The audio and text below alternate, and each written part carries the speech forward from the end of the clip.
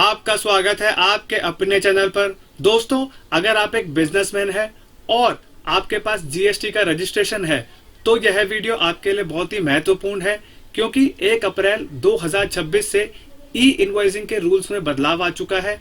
अगर आपने उन रूल्स को फॉलो नहीं किया तो दोस्तों आपको हैवी पेनल्टीज का भुगतान करना पड़ सकता है। तो आज के वीडियो में पूरा चर्चा करेंगे उन रूल्स के बारे में, और हम आपको प्रैक्टिकल एग्जांपल से भी समझाएंगे कि आपको कौन कौन से कॉन्सिक्वेंसेस फेस करने पड़ सकते हैं, क्योंकि वो प्रैक्टिकल रहने वाले हैं। तो दोस्तों, मैं हूं कशिश from tax and accounts burner, जहां हम बात करते हैं अकाउंटिंग, टैक्सेशन और फाइनेंसिस की। चलिए शुरू करते हैं। अब दोस्तों, हम लोग यहाँ पर टर्नओवर लिमिट और एप्लीकेबिलिटी को देख लेते हैं, जो कि आपका 1 अप्रैल 2026 से लागू हो चुके हैं। अब यहाँ पे दोस्तों, अगर आपका एनुअल एग्रीगेट टर्नओवर 5 करोड़ से ऊपर निकल जाएगा किसी भी फाइनेंशियल ईयर में, फाइनेंशियल ईयर 2017 और 18 के बाद, तो दोस्तों क्या है, आपको नेक्स्ट ईयर अप्रैल से क्या करना पड़ेगा, ई इनवॉइसिंग स्टार्ट करनी पड़ेगी। अब दोस्तों, इस रूल में एक झोल है। अगर आपका प्रीवियस किसी भी फाइनेंशियल ईयर में 5 करोड़ से ऊपर टर्नओवर निकल गया और आपके आने वाले सालों में क्या हुआ, आपका टर्नओवर 5 करोड़ से नीचे हो गया, तो दोस्तों आपके ऊपर ये रूल लागू रहेगा, क्योंकि आपने पुराने साल में अपने थ्रेशोल्ड लिमिट को पार कर दिया है। तो दोस्तों, ऐसा नहीं होगा कि आप 5 करोड़ से नीचे निकल गया है तो हम लोग यहाँ पर ई इनवॉइसिंग को नहीं बनाएंगे। दोस्तों, आपको ई इनवॉइसिंग कंटिन्यू रखना पड़ेगा। अगर आपने ये रूल को फॉलो नहीं किया तो आपके ऊपर हैवी पेनल्टी लगाई जाएगी। अब दोस्तों, यहाँ पे हम लोग 30 डे रिपोर्टिंग रूल के बारे में बात करते हैं। अगर आपका बिजनेस टर्नओवर 10 करोड़ से ऊपर निकल जाता है तो क्या होगा, आपको आईआरएन जनरेट करना मैंडेटरी है 30 दिन के अंदर अंदर बिल बनाने के।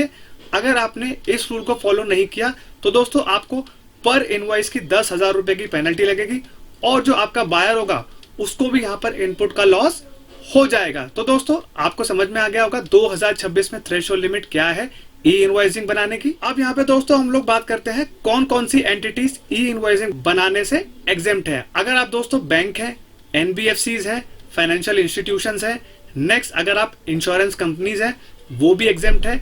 अगर दोस्तों आप गुड्स ट्रांसपोर्ट एजेंसी है तो भी आपको यहाँ पर ई इनवॉइसिंग से एग्जेम्प्ट रखा गया है। अगर दोस्तों आप पैसेंजर ट्रांसपोर्ट की सर्विसेज प्रोवाइड करते हैं लाइक टैक्सी, बसेस एक्सेट्रा, तो आपको ई इनवॉइसिंग से एग्जेम्प्ट रखा गया है। नेक्स्ट दोस्तों, अगर आप एक मल्टीप्लेक्स सिनेमा है जहां पे आप जाके मूवीज देखते हैं तो दोस्तों आपको यहाँ पर ई इनवॉइसिंग से एग्जेम्प्ट रखा गया है। अगर आपकी एक SEZ में यूनिट है लाइक उत्तराखंड हो गया, हिमाचल हो गया, तो यहाँ पर भी क्या है, आपको ई इनवॉइसिंग नहीं करनी है। नेक्स्ट दोस्तों, अगर आप एक गवर्नमेंट डिपार्टमेंट है, चाहे लोकल अथॉरिटी है, सरकारी विभाग को बाहर रखा गया है ई इनवॉइसिंग के रूल से। आखिर में दोस्तों, अगर आप ऑइडर सर्विसेज प्रोवाइड करते हैं, दोस्तों ऑइडर सर्विसेज होती है online information database access and retrieval services. तो अगर आप 8 तरीके की सर्विसेज प्रोवाइड करते हैं तो दोस्तों आपको ई इनवॉइसिंग नहीं बनानी है। नेक्स्ट दोस्तों, हम लोग यहाँ पर प्रैक्टिकल एग्जांपल से समझ लेते हैं।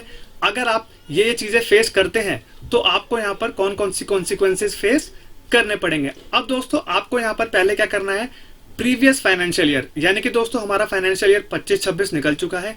अगर आपका टर्नओवर 5 करोड़ से ऊपर निकल गया है तो आपको पहले क्या करना है, 1 अप्रैल 2026 से, यानी कि जो कल की डेट गुजर गई तभी से क्या करना है, आपको ई इनवॉइस बनाना स्टार्ट करना है। अब दोस्तों यहाँ पे क्या किया आपने, 1 अप्रैल 2026 को B2B इनवॉइस बना दिया, लेकिन क्या किया आपने ई इनवॉइसिंग रजिस्टर्ड नहीं करी और आईआरएन भी जनरेट नहीं किया। अब दोस्तों रूल क्या बोलता है, आपको आईआरएन जनरेट करना पड़ेगा 30 दिन के अंदर बिल बनाने के। तो दोस्तों वो आपने फॉलो नहीं किया।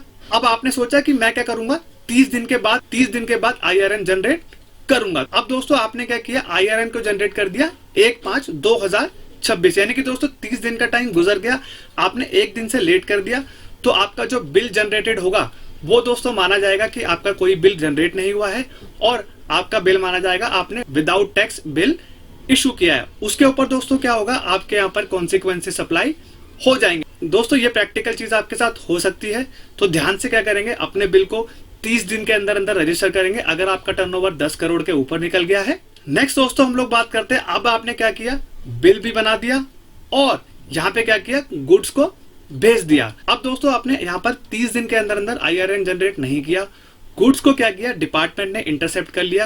रास्ते में अगर आपके गुड्स जा रहे थे, सपोज करिए मैं दिल्ली में रहता हूँ, मेरे गुड्स जा रहे थे नोएडा में, तो क्या हुआ, बॉर्डर पे क्या किया, डिपार्टमेंट वालों ने मेरे गुड्स को पकड़ लिया। अब यहाँ पर क्या हुआ दोस्तों, आपके जो गुड्स हैं उसको यहाँ पर चेक किया गया, आपकी इनवॉइसिंग को चेक किया गया और आपका यहाँ पर चेक किया गया कि आपका जो थ्रेशोल्ड लिमिट है वो 5 करोड़ के ऊपर है या नहीं है। अब डिपार्टमेंट यहाँ पर क्या करेगा दोस्तों, अगर आपका टर्नओवर 5 करोड़ से ऊपर है और आपने ई इनवॉइसिंग नहीं बनाई है, IRN जनरेट नहीं किया है, तो यहाँ पर क्या होगा, आपके जो गुड्स है उसको यहाँ पर सीज कर लिया जाएगा और आपके ऊपर पेनल्टी 129 की लगा दी जाएगी। आखिर दोस्तों आपके साथ प्रैक्टिकल चीज क्या हो सकती है, अब दोस्तों बायर क्या करेगा, यहाँ पर इनपुट टैक्स का क्रेडिट तो ले लेगा, लेकिन अब उसके ऊपर डिपार्टमेंट क्या करेगा, उसका जो इनपुट है उसको यहाँ पर डिनाई कर देगा। किस बेसिस पे, कि आपका जो सप्लायर है उसके ऊपर ई इनवॉइसिंग के रूल्स लगे हुए थे, उन्होंने ना IRN जनरेट किया ना ही उन्होंने ई इनवॉइसिंग करी, तो इसके रिगार्डिंग में क्या होगा, आपका जो इनपुट है उसको यहाँ पर डिनाई कर दिया जाएगा। तो दोस्तों यहाँ पर बायर सवाल पूछेगा डिपार्टमेंट से कि सर मेरा इनपुट क्यों डिनाई कर रहे हैं, मेरे पास तो टैक्स इनवॉइस पड़ा है।